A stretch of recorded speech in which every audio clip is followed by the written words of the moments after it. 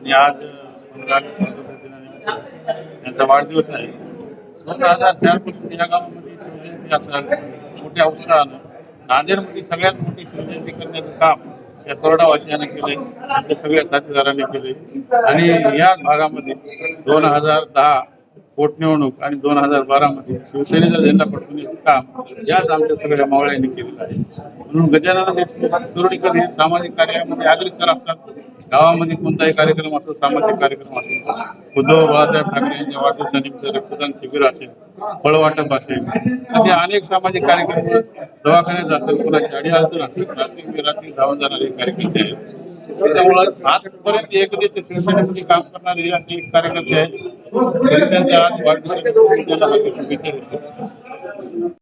आज गजूभाऊ देशमुख यांचा जो वाढदिवस आहे, दरवर्षीप्रमाणे याही वर्षी सामाजिक उपक्रम राबवून त्यांनी जो वाढदिवस ठेवलेला आहे, त्यांच्यावर हारांचा आणि फुलांचा वर्षाव करण्यासाठी त्यांचे सर्व मित्रमंडळी, तरोडा भागातील सर्व शिवसैनिक त्यांना शुभेच्छा देण्यासाठी येत आहेत. त्याचप्रमाणे नांदेड जिल्हा शिवसेनेच्या वतीने मी जिल्हा प्रमुख या नात्याने त्यांना मनापासून शुभेच्छा देतो आणि ईश्वरचरणी प्रार्थना करतो की त्यांच्या जे मनोकामना आहेत ते पूर्ण हो, अशी त्यांना वाढदिवसानिमित्त मनापासून शुभेच्छा देतो. राजकारण म्हणून नाही, समाजकारण म्हणून आतापर्यंत मी 80 ते 90% हे समाजकारण करीत आलेलो किंवा राजकारणाची मला कुठली आवड नसताना मी काय राजकारण करावं म्हणून असा काय उद्देश नाही माझा. किंवा समाजकार्यामध्ये समाजकार्य भरपूर केले आहे, आम्ही शिबिरं घेतलेली आहे, शालेय शिक्षण साहित्य वाटप केलेले आहे,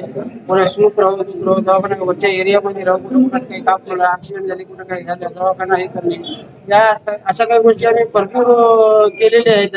आणि मी जे गोष्टी केल्या आहेत, ही माणसं आणखी आहेत, म्हणजे आम्ही काय तर त्याचे दवाखान्यामध्ये काही गोष्टी केलेल्या सगळ्या जनतेला माहिती आहेत. आम्ही काय कार्य करतो काय नाही. आणि मी एकटाच नाही की माझ्यासोबत जे माझे कार्यकर्ते राहतात, खांद्याला खांदा लावतो, त्यांच्या सहकार्याने मला भरपूर साथ भेटते आणि मला सगळ्या काही गोष्टी आनंद वाटतो या गोष्टीमध्ये.